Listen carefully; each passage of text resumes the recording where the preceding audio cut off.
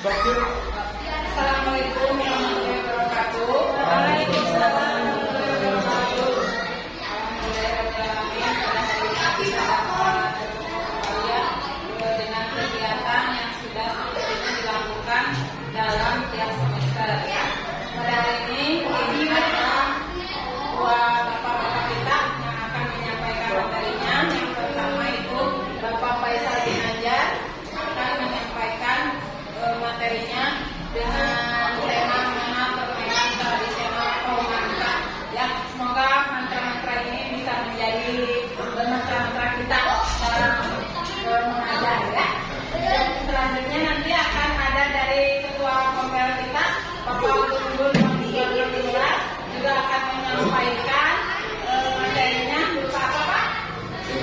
Bebas, materinya hari ini bebas. Jadi nanti silakan disimak dan kita ikuti sebagaimana mestinya. Semoga kegiatan ini dapat berjalan dengan lancar. Amin.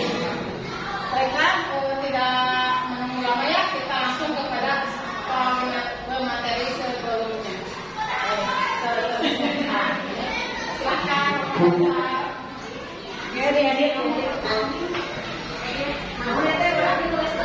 Assalamualaikum warahmatullahi wabarakatuh. Sebenarnya saya izin rekan-rekan untuk menyampaikan program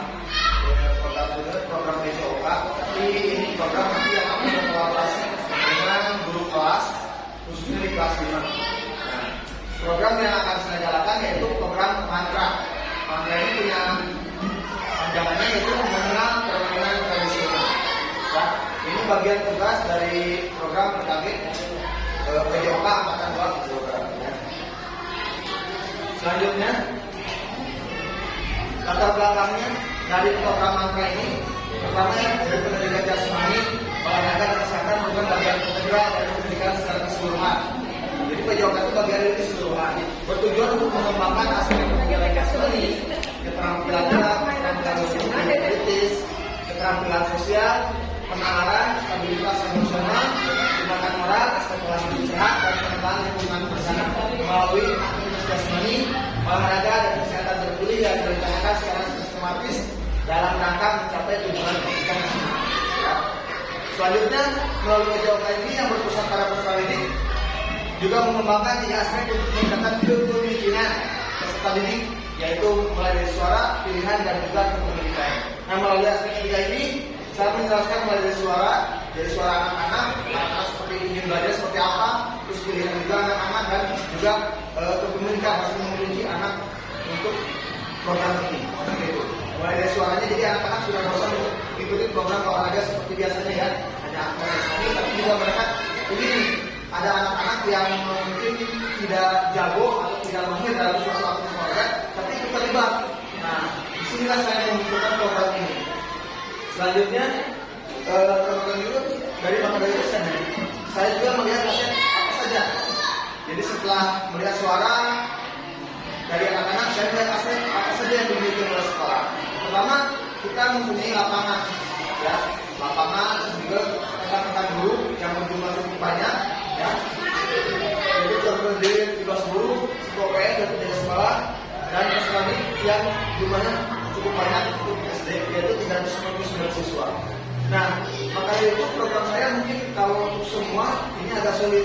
Makanya tadi kembali lagi saya hanya memprogramkan untuk kelas 5. Itu. Terus selanjutnya melihat dari aspek juga tadi kembali lagi kita mempunyai lapangan yang kecil. Ketika kita melakukan program olahraga, apalagi ini kan saya mau melakukan simulasi SEM yang sport modern seperti pertandingan aslinya. Rasanya saya rasa tidak mungkin untuk lapangan ini untuk digunakan seperti bermain voli atau bermain bola karena rawan sekali, ya seperti itu. Makanya saya memilih permainannya itu permainan tradisional, yaitu bola asing. Di sini ya latar belakangnya. Selanjutnya tujuan program ini adalah untuk meningkatkan pertama pemahaman, kemandirian dan kerjasama yang melalui permainan tradisional Gobang Sodor dalam kebudayaan olahraga di SDN seperti Mangkurat. Jadi ada beberapa manfaat yang dapat dicapai melalui program ini, termasuk peningkatan pemahaman atau bukan hanya mengenai permainan rumah saudara, tapi juga pemahaman yang lainnya, sehingga nanti bisa berkesinambungan dengan guru kelas dan yang lainnya. Terus yang kedua, pengembangan kemandirian. Karena dilihat dari saya, anak-anak SD SMP 5 kemandiriannya mungkin sedikit kurang ya. Masih banyak anak yang kurang kemandiriannya. Dan juga peningkatan kerjasama, di mana ketika dilakukan kerjasama kerja kelompok itu hanya menggunakan beberapa anak, tapi yang anak yang lainnya masih belum terbiasa untuk melakukan kerjasama seperti itu. Dan selanjutnya penghargaan terhadap budaya lokal, karena saya mengangkat permainan tradisional, dan juga penyediaan alternatif pembelajaran olahraga. Jadi anak tidak hanya main bola, nanti ternyata olahraga itu banyak. Permainan tradisional itu bisa dimasukkan ke dalam pembelajaran olahraga seperti itu. Selanjutnya ada capaian, langkah-langkah dan hasil yang diharapkan untuk tiap tujuan. Pertama terkait program yang tadi, yaitu meningkatkan pemahaman, mengembangkan kemandirian, dan mendorong kerja sama. Langkah-langkah programnya, pertama saya membuat perencanaan dulu dan persiapan, yaitu penetapan tujuan dan pembentukan tim. Kemarin sudah saya coba di kelas 5 sudah saya rencanakan dan persiapan. Dan dua, pengenalan pendidikan di awal, yaitu pengenalan permainan, pembelajaran pada sport education itu seperti apa ke anak-anak. Terus dan juga selanjutnya ada praktek proyek, yaitu perancangan proyeknya dan implementasi proyek. Terus yang keempatnya adalah refleksi dan evaluasi nanti, refleksi siswa dan evaluasi kinerja. Dan terakhir ada penutup dan penyampaian hasil. Ini bentuknya presentasi hasil atau kali. Nah ini ada lagi selanjutnya itu struktur program dan mitra dalam program. Nah struktur programnya yang pertama persiapan program tadi ya, dilanjut dari perencanaan awal, ada komunitas belajar. Nah ini yang kita lakukan sekarang adalah komunitas belajar. Terus yang selanjutnya adalah fase implementasi program. Bagaimana kita mengimplementasikan program kita di Kombal ini. Terus ada pengenalan dan pendidikan, perencanaan dan pelaksanaan proyek, refleksi dan evaluasi, dan terakhir penutup dan penyampaian hasil, yaitu melalui presentasi hasil dan dokumentasi dalam bentuk pelaporan. Yang kedua ada mitra dalam proyeknya mungkin nanti yang pertama terus pasti sekolah dan juga guru, siswa itu sendiri, dan orang tua atau wali murid, karena dalam model sport education ini akan diadakan seperti pertandingan aslinya, yang dimana siswa itu akan menjadi wasitnya, menjadi pemainnya, menjadi penontonnya, menjadi pelatihnya itu sendiri. Jadi kita dari guru itu hanya sebagai penanggung jawab, ya, kayak mengarahkan. Oh, jadi nanti wasitnya dari siswa itu sendiri, pemainnya udah pasti, pelatihnya juga, gitu kan. Nanti ada lagi tim medis juga dari tadi ini, ada yang jadi apa namanya supporter atau apa itu juga dari peserta didik, sehingga mereka nanti bisa mendokumentasikan hasil kegiatan itu ke media sosial sendiri, karena untuk mengajar ketinggalan gitu. Selanjutnya jadwal programnya minggu pertama sampai 2 itu pengenalan dan perencanaan. Alhamdulillah kemarin sudah berjalan lancar ya, pengenalan dan perencanaannya. Yang kedua nanti minggu ketiga dan keempatnya ada latihan dan simulasi. Yang ke minggu selanjutnya 5 dan 6 itu ada komunikasi. Nah ini puncak pertandingannya dan refleksi. Dan keempatnya minggu ke-7 dan 8 ada penutupan dan penyampaian hasil. Mungkin itu dari struktur program dan mitra dalam program. Selanjutnya ada pernyataan kapasitas kelas atau sekolah.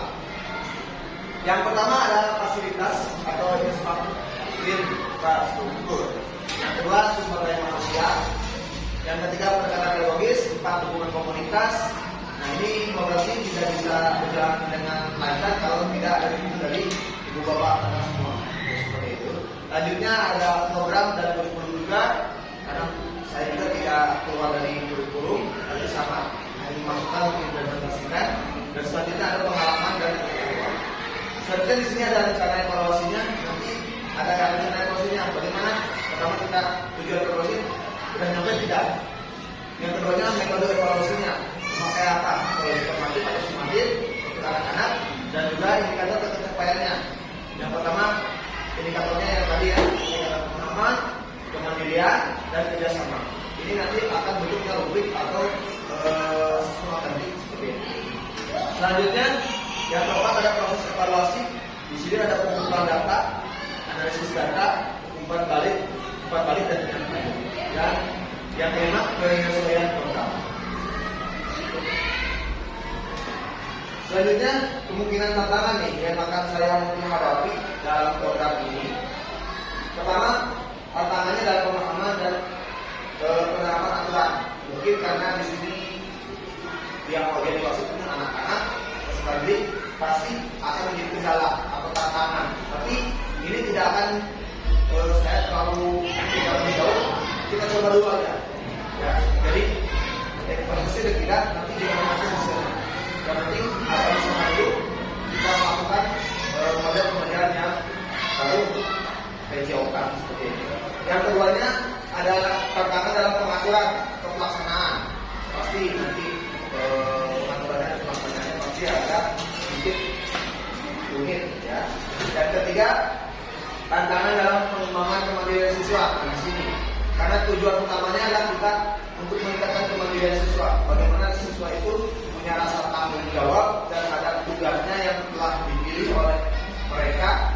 Bagaimana mereka nanti bisa mengupayakan timbul rasa percaya dirinya lebih.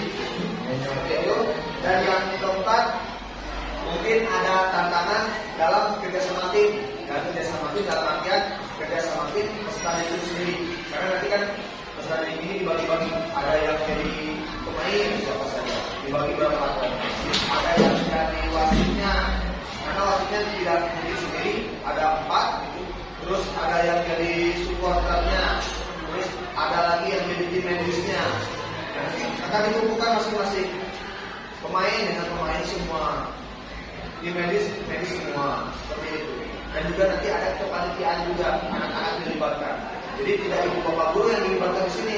Ibu bapak guru hanya mengontrol, hanya melihat. Mungkin nanti ada peserta didik yang tanya, Pak, gimana caranya? Mungkin seperti itu hanya dijawab atau memberikan solusi ketika proses pembelajaran itu berlangsung. Tapi ketika puncak acaranya, kita hanya menonton bagaimana tuh kemandirian siswa, ada kerjasama tim, gitu kan, kelihatan muncul seperti itu. Dan mungkin nanti yang dilibatkan oleh rekan-rekan semua yaitu proses dalam penilaiannya. Mungkin hanya, oh anak ini udah bagus nih, tidak tantangan seperti itu. Dan juga ada tantangan dalam menjaga motivasi dan keterlibatan. Karena di sini ada peserta didik, jadi kadang-kadang peserta didik, agak antusias minggu ini, kedepannya koyo, karena mungkin ada karena emosi anak peserta didik itu pasti labil kan ya, seperti itu. Jadi terkadang lagi bagus, dari seperti kita aja, gitu kayak kita lagi punya bagus, gitu kan, dan mungkin jelek, jadi nggak mau belajar apapun juga seperti itu juga. Ya. Selanjutnya ada tantangan dalam penilaian dan evaluasi. Mungkin makanya nanti saya minta untuk mungkin ibu bapak guru menilai. Mungkin kita bagi, yang jadi misalkan tim medis, siapa bagian siapa, bagaimana tim medis kerjanya seperti apa, apakah hanya diam saja nonton atau membantu yang sebenarnya, bagaimana nanti dilihat seperti itu. Dan juga nanti ada yang jadi wasit, misalkan siapa, dilihat apakah benar dia di wasitnya, apakah dia misalkan anaknya ini hari-hari atau tidak tahu mengenai aturannya atau seperti apa. Dan terakhir yang nomor 7 itu tantangannya dalam integrasi kurikulum. Jadi bagaimana menyandingkan dengan kurikulum. Contoh kemarin saya sudah sama kelas 5 sama Pak Des komunikasi ingin menyandingkan dengan guru kelas dan juga guru agama PAI dan juga bahasa Inggris bagaimana bisa dalam set ini. Karena set ini baru bagi PJOK juga. Bagaimana nanti ketika guru agama menyandingkannya gimana nih? Anak sebelum bertanding berdoa dulu, dipimpin dulu bagaimana di luarnya, seperti itu. Atau mungkin kalau ibu bapak ibu bahasa Inggris misalkan bagaimana kita punya liga pakai bahasa Inggris biar lebih keren nih, atau misalkan supporternya pakai bahasa dengan bahasa Inggris itu kan lebih keren lagi misalkan seperti itu. Ataupun misalkan dalam pemain misalkan baju khususnya pakai bahasa Inggris, ayo misalkan bahasa Inggris atau yang lainnya seperti itu. Dan itu saja mungkin penyampaian program yang akan dilaksanakan oleh saya dan dibantu dengan rekan-rekan itu semua. Itu programnya yaitu mantra tahun ini semester ini mungkin baru galah hasil. Mungkin kedepannya kita coba permainan tradisional yang lainnya untuk dikenalkan kepada peserta didik dan dibentuk seperti pertandingan. Mungkin seperti itu. Penyampaiannya boleh dari ibu rekan guru ada masukan atau tambahan siapa boleh diungkapkan atau di yang hubungan kayak lima sobat. Bagaimana meyakinkan peserta didik bahwa budaya lokal itu seru? Nah, kalau peserta didik, bagaimana sih untuk meyakinkan peserta didik bahwa budaya lokal itu seru? Sebetulnya caranya itu gampang-gampang susah. Kenapa gampang-gampang susah? Asal kitanya mau, kita berusaha, kita lakukan pasti bisa. Contoh kemarin, awalnya permainan dari lingkungan gimana ya caranya bingung. Oh, ya udah saya buat di pemanasan di Bali. Ternyata alhamdulillah anak-anak seru juga gitu kan. Oh tahu ternyata dari luar itu meskipun memang peraturannya kadang-kadang gitu Pak, akhir kita modifikasi, kita yakin dan tidak mungkin berbenturannya dengan aturan kita karena bentuk permainan itu aturan itu asal kita buat kita sepakati ya udah ikuti. Tidak harus mesti harus seperti itu peraturannya tidak. Mungkin kalau bentuk mengenalkannya sering-sering kepada anak kita sebutkan aja karena guru praktis sekarang apalagi guru kelas dia tidak harus mesti di dalam kelas gitu kan, harus katanya keluar kelas kemana masalah itu ya.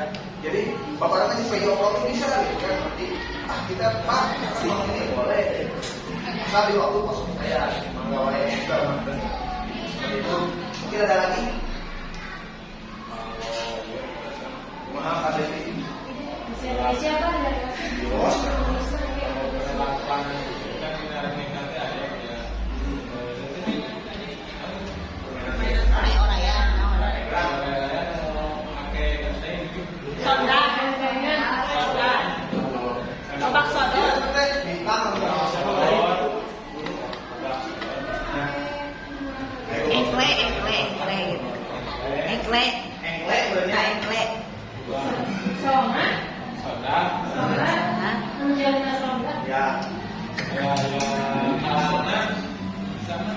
bikin kalangan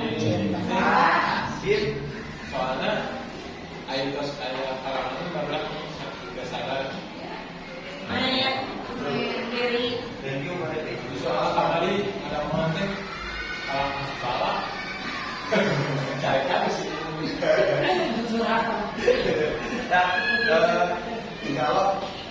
kalau untuk program saya Galasin nanti kan akan membuat apa juga nanti sama anak-anak. Kenapa? Jadi kan ada anak-anak yang jadi panitia pertandingannya anak-anak sendiri yang bikin lapangan, tapi tetap dipantau oleh saya sendiri.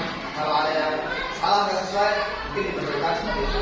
Tapi juga untuk pertama hari ini maksudnya programnya saya yaitu Galasin dulu. Nanti ke depannya kalau lihat berhasil atau gimana kurangnya apa, kita lanjut lagi dengan program permainan nasional yang lain satu-satu dulu.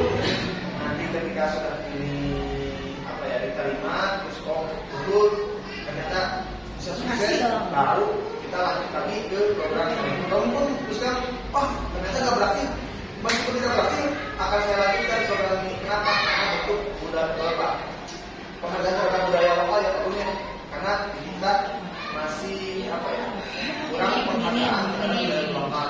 Kebanyakan anak itu sekarang kejar lagi gitu kan.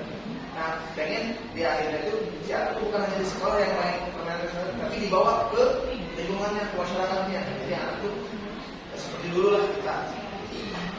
Mungkin itu ada lagi dari saya sedikit program ini teh jadi untuk pembelajaran generasi remaja mau mencoba tetapi itu teh bukan khusus ada festival itu perlombaan ada nanti di tapi ini tapi baru di kelas 5 dulu itu programnya nanti ada kayak pertandingannya ada, jadi anak kayak bikin kan anak sendiri tapi yang bikin jersey sendiri nggak kita hanya mengontrol aja gitu. Terus nanti ada yang jadi wasitnya semua seperti ini juga dan juga ada di akhir itu festivity seperti pemberian penghargaan hadiah itu juga sama anak-anak. Kita hanya melihat, jadi anak-anak itu dicoba untuk melakukan sebuah Makanya jadi mau Saya seperti kita bikin program porak itu di sekolah. nah Iya. gitu seperti porak lah. Atau enggak kita perlombaan 17 Agustusan tapi dalam rangka olahraga tradisional misalkan. Nanti ke depannya seperti itu. Nah itulah sepertinya Pak harus seperti porak. Tapi kan kalau porak anak OSIS biasanya di kelas di SMA, SMP ya. Tapi itu hanya guru tidak ikut campur kan, Iya. tidak ada penilaian, tidak ada apa. Nah kalau ini ada penilaian, kita bisa berkolaborasi kan guru kelasnya. Saya pengen kan ada ini PPKN-nya, bagaimana sih anak ini bersikap jujurnya, ada nggak di sini pertandingan bisa dinilai dari situ. Jadi terintegrasi dengan pembelajaran terus. Juga larinya itu seperti ini, program itu project. Ya, ya. Ya. Kalau ini berarti bertahap dan berstep. Jadi juga saya tidak kepada itu kolaborasi dengan bulan ini kolaborasi bagaimana yang sudah bisa seperti itu. Oke, lihatnya gimana? Ya. Sebentar Pak Kaisar, kemarin kebetulan 2 minggu kebelakang saya sama Pak Duding sudah melaksanakan boy-boyan ya kemarin. Mungkin kenapa Pak Kaisar mengkhususkan di kelas 5, kebetulan dibahas bahasa Sunda. Materi awalnya itu kawinan barudak, mungkin banyak di sana macamnya ya. Saya ambil sama Pak Duding kemarin boy-boyan. Kalau tekniknya kita beradu 5A 5B. Nah ini mungkin yang perlu dikatakan khusus ya kemarin. Ada yang harus kami garis bawahi. Ternyata ketika dilombakan muncul kesalahannya dari kelas saya Pak Faisal di atas ya. Kami tidak setelah menyelesaikan istirahat, kami minta istirahat. Kami tidak mengecek ke atas. Kebetulan ibu kepala yang ke atas, katanya di sana terjadi kekerasan terjadi membara antara 5A 5B ya. Makanya kami evaluasi lagi sama Pak Dede, mungkin nanti juga melibatkan Pak Faisal. Bagaimana kalau dicampur? Timnya dicampur, jadi tidak khusus ini 5A beradu dengan 5B gitu ya. Mungkin nanti anaknya dicampur, jadi mungkin ini grup ini bisa jadi anaknya dari 5A 5B, jadi tidak ada per kelas mungkin. Juga rencana di depannya itu disediakan silakan. Gimana? Jadi nggak ikut aja bermain adalah ini kan nggak terlalu sensitif ya, maksudnya nggak seperti apa ya terlalu inilah gitu. Jadi kita rencana saya kita campur gitu semuanya, bahkan si pemain itu bukan hanya 5A dan 5B tapi digabung gitu rencana. Terus kalau untuk menanggulangi setelah pertandingannya kita saling menghina saling ini kita tekankan lagi. Nah ini nanti perannya dari guru agama juga berperan di situ, bagaimana nih setelah bertanding itu harus merasa ketika mengikuti bagaimana nih, apakah kita harus kecewa berat dan juga ketika memenangkan pertandingan apakah kita harus jumawa atau ada di mana. Nah ini makanya diterapkan gitu. Jadi kehidupan sehari. Kenapa saya pakai model set ini? Tujuannya bukan hanya pemain, tapi dari penonton pun sama. Karena kebanyakan kita contoh nonton Persib, wah, bilang bahasanya kan keren, supporter bilang bahasanya dan apa mau kita seperti itu. Kan kita terangkan bahwa supporter yang baik itu seperti apa sih? Apakah boleh sampai menghina lawan, menghina wasitnya, menghina apa boleh nanti diterapkan dalam model set ini. Memang berat, pasti berat dari awal. Tapi kita coba dulu, kalau kita nggak coba, nggak akan tahu seberapa kegiatan ini berhasil. Tanggapan saya, saya dari dibicarakan oleh saudari Nadia. Jadi begini, menurut perspektif saya atau sudut pandang saya kita sebagai pendidik tentunya ada plus minusnya dari sebuah kegiatan yang otomatis apapun itu nanti output yang akan dihasilkan tentunya akan menjadi sebuah refleksi dan evaluasi dan tentunya memang betul sekali dampaknya bagi peserta didik antara pihak-pihak kelas dan pasti akan ada gesekan secara fisik bahkan kekuatan atau lebih barang dapat terjadi. Namun apabila hal tersebut memang kita tidak meradai atau kita tidak membuat program yang lebih terstruktur dalam artian seperti kita pembelajaran kita kan ada kesempatan kelas, ada kesempatan permainan. Nah, apabila misalnya kita mencampur atau melakukan masing-masing kelas menjadi dalam grup atau bermacam-macam grup, tentunya tidak ada hal yang dapat mengedukasi mereka. Karena kan bagaimanapun juga kalau dalam kompetisi otomatis kita harus bersaing. Ada beberapa hal yang tentunya dapat mereka pahami dan tentunya nanti ke depannya mereka dapat menghargai orang lain, mengapresiasi, terus dapat menerima kekalahan karena tidak semua pertandingan itu akan menentukan dua menang, tapi salah satunya akan jadi menang dan yang tidak menang. Jadi kalau menurut pendapat saya tidak apa tetap kalau cuma tetap kita kompetisikan per kelas, namun kita guru khususnya yang dikoordinasi oleh Pak Faisal yang sedikit banyak harus merestrukturisasi atau menjembatani kesempatan apa saja yang perlu dijelaskan kepada kita.